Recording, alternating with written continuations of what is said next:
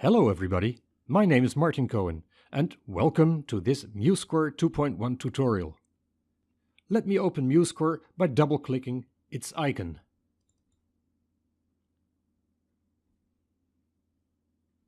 The first thing you will notice is the Start Center. You use the Start Center to make the first basic settings of the new score that you will produce. You can create a totally new score by clicking here, or work on scores that you made previously. If this is your very first score that you make in MuseScore, then there will be no previous scores displayed, of course. So I will click on Create New Score. This brings me to the New Score wizard. In this window, you can enter title, subtitle, composer, etc. So let me quickly enter some information here. New song. I will not put a subtitle. Composer. John, for example. Well, I will leave the copyright for now. Click on Next. You can choose from a fair amount of templates. I will scroll.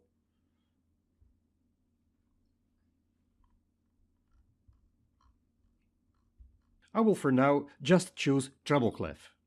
If you want treble and bass clef, for example when you write a score for piano, choose grand staff. So I click on treble clef. You can now choose the key signature and eventually also the tempo in beats per minute, which is used for the playback function in MuseScore. I will for now leave this as it is and click on Next to move on. Here you can enter the time signature, eventually a pickup measure, and the number of measures you want to have in your score.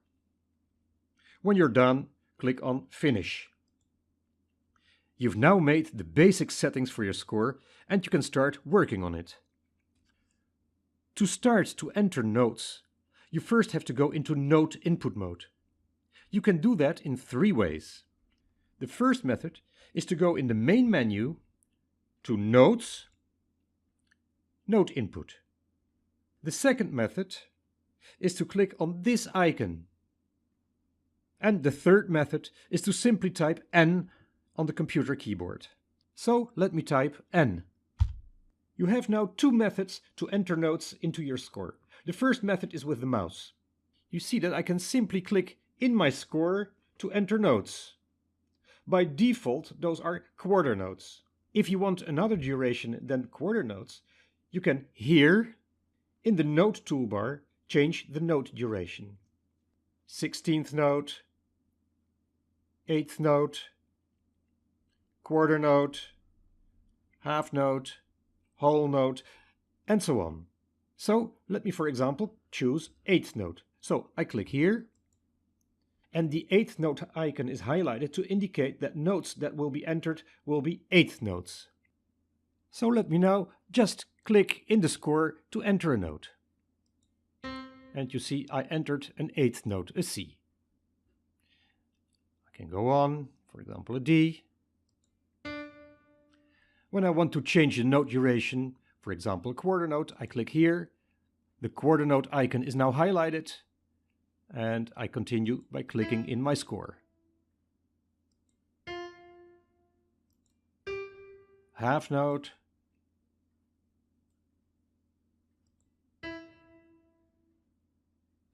Quarter note.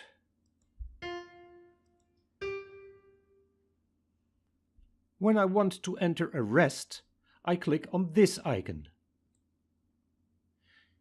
You see that the little blue cursor changed to a rest. To enter the rest, click in the score. The duration of the rest corresponds to the highlighted note duration here. If you want a rest with another duration than a quarter note, click on another note duration. Then click again on the rest icon. And after that, you can enter your rest by clicking in your score. The other method to enter notes is not with the mouse, but with keyboard shortcuts. This works generally much quicker than entering notes with the mouse. The notes can then be entered by simply typing the letters that correspond with the notes. So, for example, I type E, F, C. Now, assume that you wanted this C to be an octave higher. Then simply press Ctrl and arrow up. For the Mac, this will be Command and arrow up. So I press Ctrl, arrow up, and you see the C moved an octave up.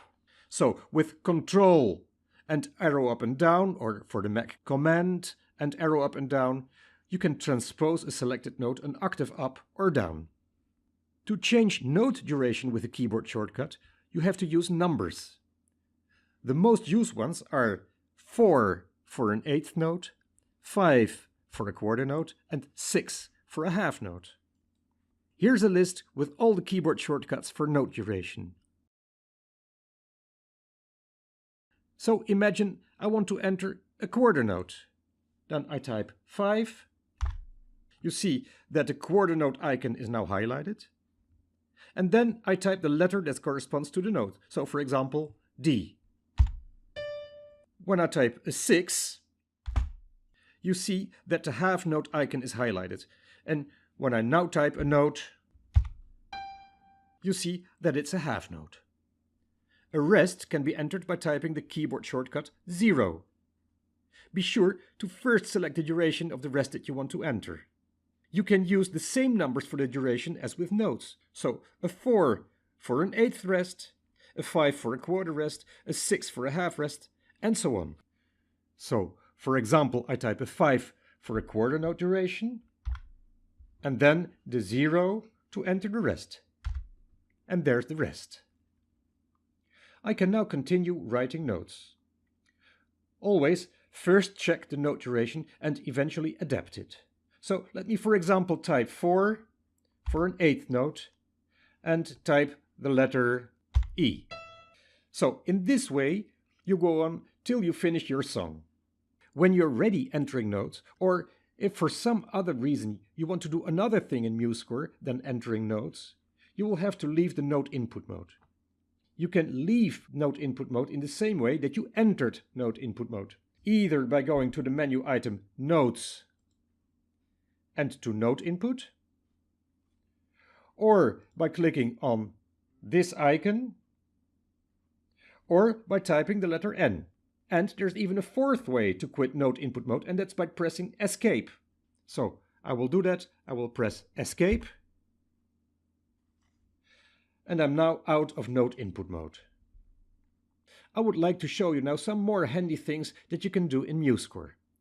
The first is copying and pasting parts of your score. Let me say that I want to copy the first two measures and paste it here. I will first have to select those first two measures. Now, simply click and drag will not work. When I do that, it will make the score to move,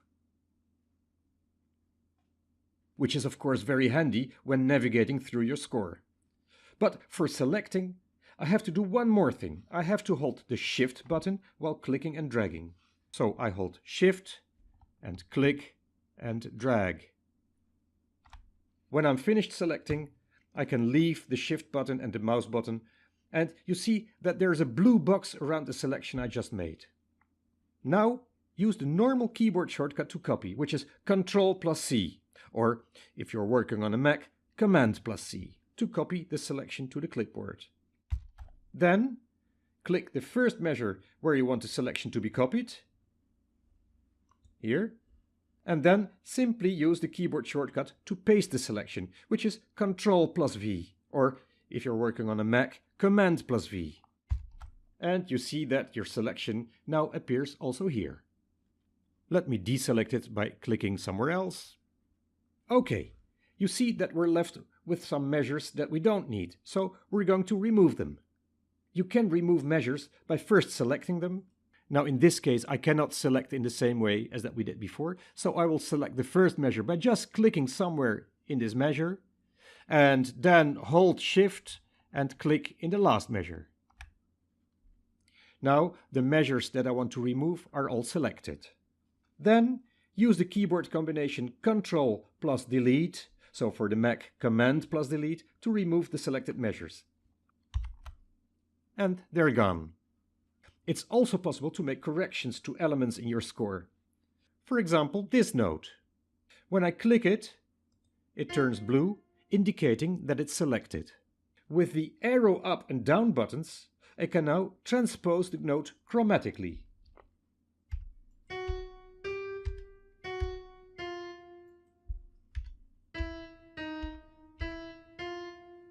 With Control and the arrow buttons, again for the Mac use Command instead of Control, I can move an octave up or down.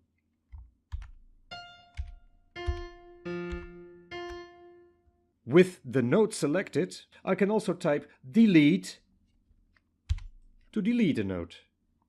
It then becomes a rest. I can also change note duration. Let me take this 8th note. I will click on it to select it. When I now type the number that corresponds to a quarter note, which is the 5, it becomes a quarter note. But you see that it takes the place of the next note. The next note has disappeared. Okay, so you see that I don't have to be in note input mode to do all those corrections. Now, I haven't been talking about playback your score yet. You see up here a playback section in the toolbar. The two most important buttons are, of course, the play button and the rewind button. With play, you start or pause playback. Let me show.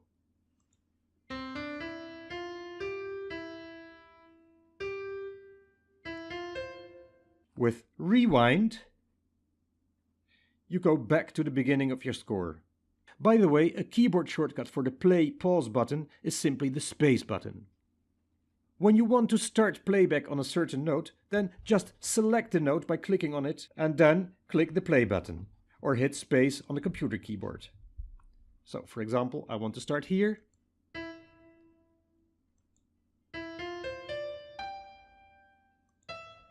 Now, with MuseScore, you can do so much more than what I just told you in this tutorial.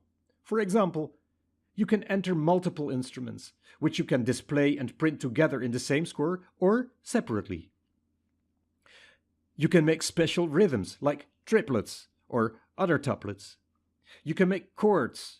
You can add lyrics, chord symbols, fretboard diagrams, dynamic symbols, and many other symbols. You can use a MIDI keyboard to import your notes.